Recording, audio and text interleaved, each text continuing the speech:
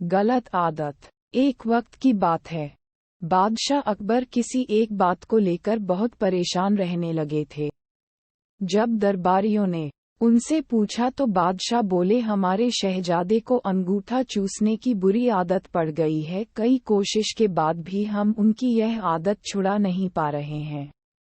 बादशाह अकबर की परेशानी सुनकर किसी दरबारी ने उन्हें एक फकीर के बारे में बताया, जिसके पास हर मर्ज का इलाज था।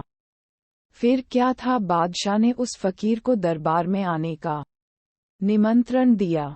जब फकीर दरबार में आया तो बादशाह अकबर ने उन्हें अपनी परेशानी के बारे में बताया। फकीर ने बादशाह की पूरी बात सुनकर परेशानी को दूर करने का वादा किया और 1 हफ्ते का समय मांगा।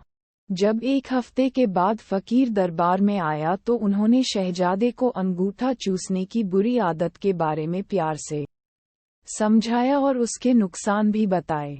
फकीर की बातों का शहजादे पर बहुत प्रभाव पड़ा और उसने अंगूठा न चूसने का वादा भी किया। सभी दरबारियों ने ये देखा तो बादशाह से कहा, जब ये काम इतना आसान था तो फकीर ने इतना समय क्यों लिया?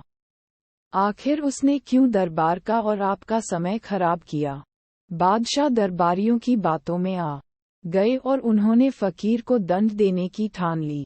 सभी दरबारी बादशाह का समर्थन कर रहे थे, लेकिन बीरबल चुपचाप था। बीरबल को चुपचाप देख अकबर ने पूछा, तुम क्यों शांत हो बीरबल? बीरबल ने कहा, जहांपनाह गुस्ताखी माफ हो, लेकिन फकीर को सजा देने के स्थान पर उन्हें सम्मानित करना चाहिए और हमें उनसे सीखना चाहिए। तब बादशाह ने गुस्से में कहा, तुम हमारे फैसले के खिलाफ जा रहे हो। आखिर तुमने ऐसा सोच भी कैसे लिया? जवाब दो। तब बीरबल ने कहा, महाराज, पिछली बार जब फकीर दरबार में आए थे तो उन्हें चूना खाने की बुरी आदत थी। आपकी बातों को सुनकर उन्हें अपनी गलती का एहसास हुआ। उन्होंने पहले अपनी इस गंदी आदत को छोड़ने का फैसला लिया, फिर शहजादे की गंदी आदत छुड़ाई।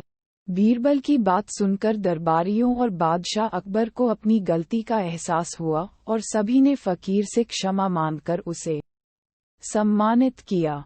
कहानी से सीख। हमें दूसरों को सुधारने के पहले खुद सुधरना चाहिए, इसके बाद ही दूसरों को ज्ञान देना